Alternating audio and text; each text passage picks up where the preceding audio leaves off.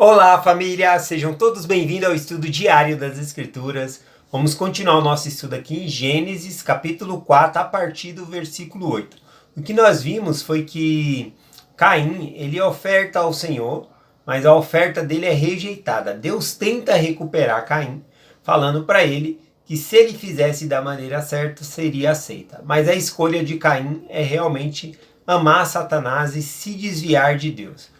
Bom, então a gente vê a escolha dele aqui, a partir aqui do versículo 8, que diz assim, ó: E falou Caim com seu irmão Abel, e sucedeu que, estando eles no campo, se levantou Caim contra seu irmão Abel e o matou. Então a resposta de Caim aqui é os atos dele. Ele não se volta para o Senhor. Aqui fala que Caim, ele falou com seu irmão. A escritura não diz aqui o que ele falou. Mas ele falou algo que levou Abel para o campo, um lugar mais escondido. Isso mostra que havia muitos outros ali na terra, então ele queria acobertar o que ele estava fazendo, né? Na Pérola de Grande Valor, ali no livro de Moisés, nós temos detalhes, né? Que ele leva lá, ele havia feito um pacto com o inimigo, Caim, para que não fosse descoberto isso. Ainda mais o diabo enganou ele, falando que se ele fizesse isso, o mundo não saberia. Ele fez uma combinação secreta ali.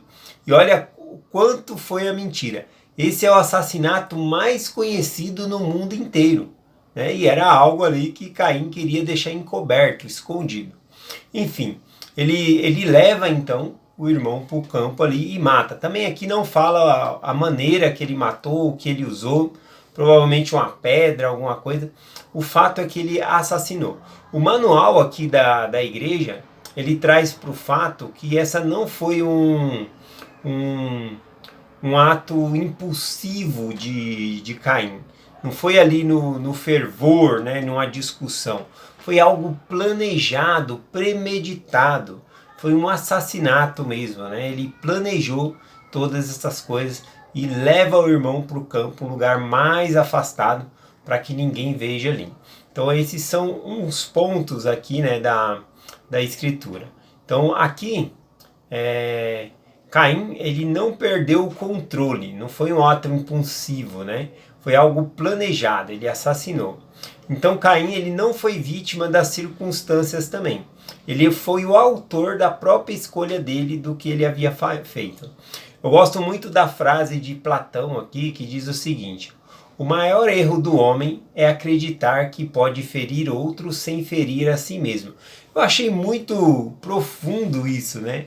Platão dizer essa frase é atribuída a Platão, porque pensa bem, olha bem a frase, ele diz: o maior erro do homem é acreditar que pode ferir outro sem ferir a si mesmo. Então, quando Caim, ele fere o seu irmão e fere ele de morte, ele está ferindo a si mesmo. Ele está agredindo ele espiritualmente. Vai haver consequências para ele. Então não existe vingança doce, né? Porque vai sobrar o amargo para nós também. Então, essa história de agora eu me sinto melhor porque me vinguei. Não é. A pessoa vai se manchar com o pecado. Não tem como a pessoa se vingar e ainda ficar bom ali, tá bom? Esse que é o ponto aqui. Vamos aqui para o próximo versículo, o versículo 9 diz assim, né? A gente vê aqui o Senhor vindo, né, até Caim para confrontá-lo acerca do que ele fez aqui. Então o versículo 9, né, Gênesis 4:9 diz: E disse o Senhor a Caim: Onde está teu irmão Abel? E ele disse: Não sei, sou eu o guardador de meu irmão, né? Uma resposta bem pesada aqui que ele fala, né? Sou eu o guardador de meu irmão? Bom, aqui no manual, né? Ele traz aqui o seguinte, né? Que quando Deus ele pergunta, né? Aqui, onde está o seu irmão? Não é por ignorância. É mais um ato de que Caim ele poderia confessar o erro dele, confessar o que ele havia feito. Então, primeira coisa, o que nós aprendemos aqui: se alguém fez alguma coisa errada, a gente tem que dar o direito de defesa da pessoa. A pessoa tem que se explicar. A gente não pode já chegar acusando. tem que perguntar, ver, averiguar, tá bom? Primeira coisa que a gente aprende aqui, Deus ele não já chega acusando, apesar que ele sabe o que aconteceu, mas ele dá a oportunidade de Caim confessar o pecado dele. Aqui também nós observamos, né, essa resposta que Caim dá aqui, sou eu o guardador de meu irmão? Aqui também, aqui para nós fica melhor entendido aqui, deixa eu ver, aqui, a resposta, né, sou eu o guardador do meu irmão? Sim, nós somos os guardadores do nosso irmão. Lá em Mosias 18, versículo do 8 ao 9, fala que nós devemos estar dispostos a carregar os fardos uns dos outros, amar uns aos outros. Então nós somos o guardador de nosso irmão. Doutrina e Convênio 81:5 também fala sobre socorrer os fracos, os joelhos enfraquecidos, ajudar as pessoas. Então sim, nós somos os guardadores de nosso irmão. Aqui Jesus responde a essa pergunta aqui de Caim, né? Sou eu o guardador de meu irmão? Ele responde não diretamente, mas lá no Novo Testamento, em Mateus capítulo 22, versículo 39, Jesus responde dizendo, amarás o teu próximo como a ti mesmo. Então é um mandamento, né? Então sim, nós somos os guardadores de nosso irmão. Lá no Novo Testamento, lá em 1 João, capítulo 3, versículo 11, também é citado essa questão aqui de Abel, né? Deixa eu ver aqui. 1 João capítulo 3, versículo 11. Porque esta é a mensagem que ouvimos desde o princípio, que nós amemos uns aos outros, não como Caim, que era do maligno e matou seu irmão. Porque causa o matou? Porque as suas obras eram má, e o seu irmão, as obras de seu irmão era justo. Então veja que aqui João ele coloca a condição de amar ao próximo, de amar um ao outro, que isso é de Deus. E não fazer como Caim, que matou o seu irmão. Né? E por que ele fez? Ele fala, porque ele era do maligno. Tá bom? Ele coloca ali, nesse jeito aqui. Vamos aqui para o versículo do 10 ao 12. Que é após Caim, ele não se responsabilizar pela morte de seu irmão, né? Então o Senhor pega e revela ali que ele realmente tinha matado o irmão dele. Vamos ver aqui, versículo 10 ao 12. E disse Deus, que fizestes? A voz do sangue de teu irmão clama a mim desde a terra. E agora maldito tu és desde a terra, e abriu a boca para receber a tua mão o sangue de teu irmão. Aqui a ideia é como que a terra abriu a boca para receber o irmão dele. Tal como nós fazemos o sepultamento, né? Cava e coloca a pessoa ali na terra. Então, foi o primeiro sepultamento. Aqui está também dizendo que o sangue de Abel clama, tá bom? Aqui, na verdade, não é Abel gritando, é a terra, é um testemunho que a terra está clamando ali contra essa iniquidade aqui, que é o fato que nós vamos ver aqui. E aí então o Senhor dá uma maldição aqui, né? Falando assim, ó, quando lavrares a terra, não darás mais a sua força. Bom, a maldição já havia sido caído na terra quando houve a queda, né? Cresceria espinhos, cardos e seria uma vida mais difícil. Porém, aqui a gente viu que Caim ele recebe outra condenação sobre a terra. A terra não daria o fruto, a terra seria infrutífera para ele. Interessante que o nome Caim significa possuir. E aquela habilidade que ele possuía de plantar, de fazer colher, tudo, então é tirado dele, né? A terra já não daria esse favor a ele e ele teria terras inférteis. Esse que é o sentido aqui também. E aqui o Senhor também fala para ele, né, como uma sentença, ó, quando lavrares a terra, não te dará mais a sua força, fugitivo e errante serás na terra. Interessante, né, que fala que fugitivo e errante. Vamos voltar nesse ponto aqui. Deixa eu só vir aqui para a questão do sangue de Abel novamente, porque nós temos uma comparação lá em Hebreus, falando sobre o sangue de Abel e o sangue de Cristo. tá bom? E então tá lá em Hebreus, deixa eu ver aqui, Hebreus capítulo 12, versículo 24, diz assim: e a Jesus, o mediador do Novo Testamento e o sangue da aspersão, que fala melhor que as coisas do que Abel. Aqui está falando que o sangue de Cristo é melhor do que o sangue de Abel. Qual que é o sentido aqui no Novo Testamento? É que o sangue de Abel, nós acabamos de ler, que ele clama por justiça, tá bom? Mas o sangue de Cristo, ele clama por misericórdia. O sangue de Cristo foi derramado por misericórdia pelos nossos pecados, para que nós possamos ser perdoados. Por isso na Escritura fala que o sangue de Cristo é melhor do que o sangue de Abel. Fala melhor, né? Porque ele fala de misericórdia e não de justiça, né? Eu acho interessante isso aqui. O manual aqui do Velho Testamento ensina que quando os homens rejeitam a misericórdia, só resta a justiça. Então a justiça cai aqui sobre Caim, e aí a gente ouve aqui a sentença que foi dada a ele. Né? Aqui a voz que clama é a voz da criação. A gente vê lá na Pérola de Grande Valor, Moisés capítulo 7, 48, que a terra clama com a iniquidade, né? Principalmente ali perto da época de Noé, a terra já não estava suportando tanta iniquidade. Então, ela também sente. Então, o sangue, nada fica escondido. O sangue de Abel que caiu, a própria terra testemunhou esse fato também, essa iniquidade. Seria uma testemunha aqui. Então, aqui não é Abel que grita, mas a terra que grita, conforme nós estamos estudando aqui. Aqui, eu queria compartilhar aqui o final do versículo, quando o Senhor fala aqui para Caim dizendo, né? Fugitivo e errante será na terra. Aqui, a gente vai ver em alguns versículos depois aqui que Caim ele é realmente expulso e que ele chega num local e ele constrói uma cidade e ele vive ali. Isso não é ser fugitivo e errante, né? Mas o que significa então ser fugitivo e errante? A gente vai ler no versículo 14, se eu não me engano, que ele vai para a terra de Nod, ele é expulsado. Veja bem, Adão e Eva, quando saem, eles saem do jardim do Éden, mas eles continuam no Éden, tá bom? O que Deus tirou eles do jardim, tá bom? Não sabemos o tamanho que era o Éden, mas eles foram tirados do jardim do Éden e agora foram para o Éden.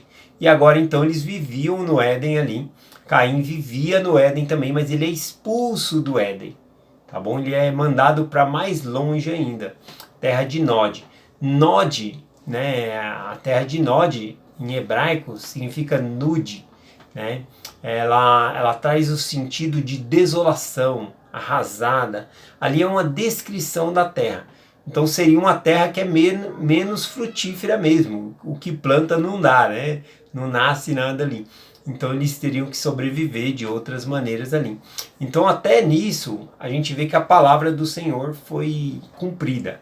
Que a Caim, ele é expulso então, tá bom? Para a terra de Nod, onde é uma terra descrita ali como desolada, como de aflição. Esse é o sentido aqui da terra, né? Deixa eu pegar a tradução correta aqui, se eu marquei.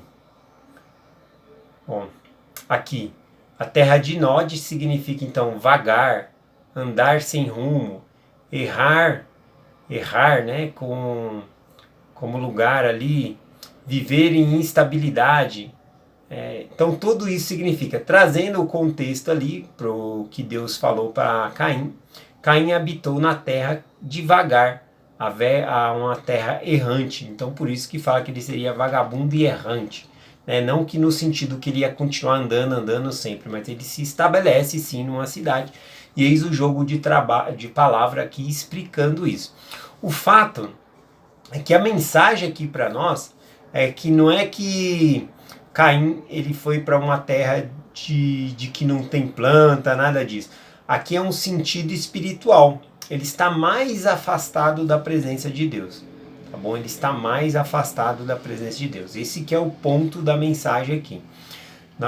A salvação que nós conhecemos na Escritura, seria os 3 graus de glória que Deus ele coloca. O reino telestial, terrestrial e celestial. Aqui está falando que ele foi enviado para fora mesmo, né? Então, seria no sentido de trevas exteriores. Esse vai ser a condição espiritual ali de Caim, tá bom? Que ele é um dos que se torna perdição. Lá no livro de Moisés explica isso. Por que perdição? Porque ele também estava no princípio com Deus e agora ele se perdeu, né? Foi para mais longe ainda de Deus.